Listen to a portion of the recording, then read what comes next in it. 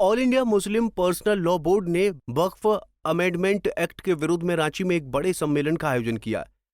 बरियातू स्थित पहाड़ी मैदान में आयोजित इस कार्यक्रम को तहफ़्फ़ुज़-ए-औक़ाफ़ सम्मेलन का नाम दिया गया था। इस सम्मेलन में मौलानाओं के अलावा कांग्रेस, सपा और झारखंड मुक्ति मोर्चा के नेता मौजूद रहे। कांग्रेस की तरफ से पूर्व केंद्रीय मंत्री सुबोध कांत सहाय ने वक्फ कानून को लेकर मोदी सरकार पर आरोपों की बौछार कर दी। वो लोग जो दिल्ली में गूंगे और बहरे नहीं हैं, बल्कि वो लोग हैं जो तानाशाही के अपने खुमार में देश की जनता का खून चूसने के बाद अहंकार में डूबे हुए हैं। और इस मंच पे तो फिर क्या कहना है, आप वैसे शख्सियत है कि लोगों के ठंडा खून को भी उबाल ला देने वाला व्यक्ति या शख्सियत यहां बैठे। मैं इसलिए कह रहा हूं कि प्रतापगढ़ी साहब को एक सार के तौर पे भी जानता था, और आज बदला हुआ जो रोल है, देश के हर कोने में जाके वक्त की लड़ाई लोकसभा में, राज्यसभा में जिन लोगों ने लड़ी है वो यहां। वहीं समाजवादी पार्टी के सांसद जियाउर रहमान वर्क ने कहा कि हमें इसकी लड़ाई लड़नी होगी। वर्क ने कहा कि हम इस बिल का विरोध इसलिए कर रहे हैं क्योंकि ये हमारे ऊपर थोपा जा रहा है।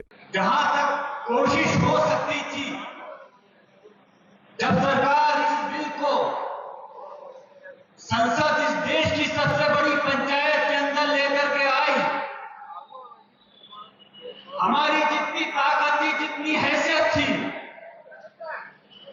जितना हमारा विपक्ष का नंबर था, पूरी हम लोगों ने ईमानदारी के साथ जद्दोजहद की, चाहे वो लोकसभा हो या राज्यसभा हो, कि किसी भी तरह से ये बिल पास नहीं हो पाए।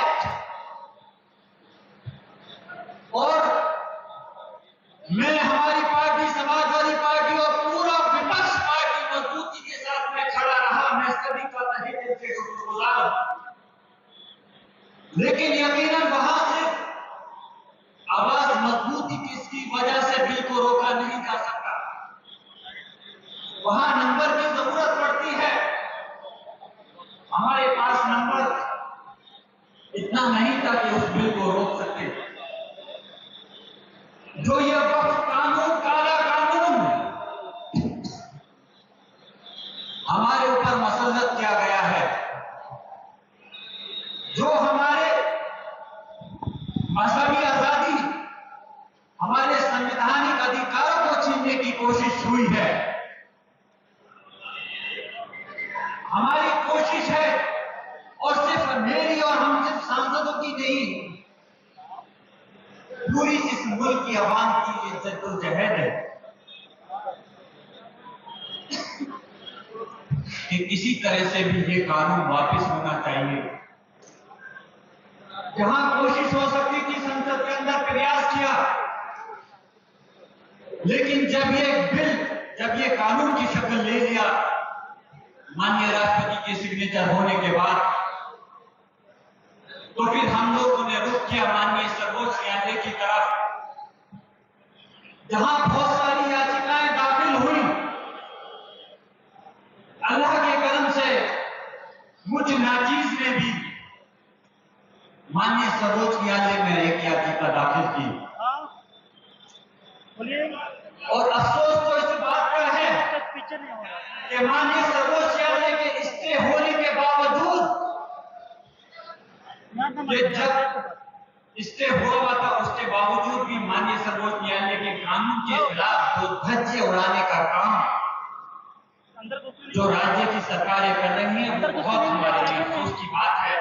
और वो चैलेंज सिर्फ माननीय सर्वोच्च न्यायालय के लिए नहीं, वो चैलेंज पूरे इस देश की आवाम के लिए है, इस देश के संविधान के लिए है। भले ही मुस्लिम संगठन और विपक्षी दल वक्फ संशोधन कानून का विरोध कर रहे हों, लेकिन मोदी सरकार अपने फैसले पर अडिग नजर आ रही है।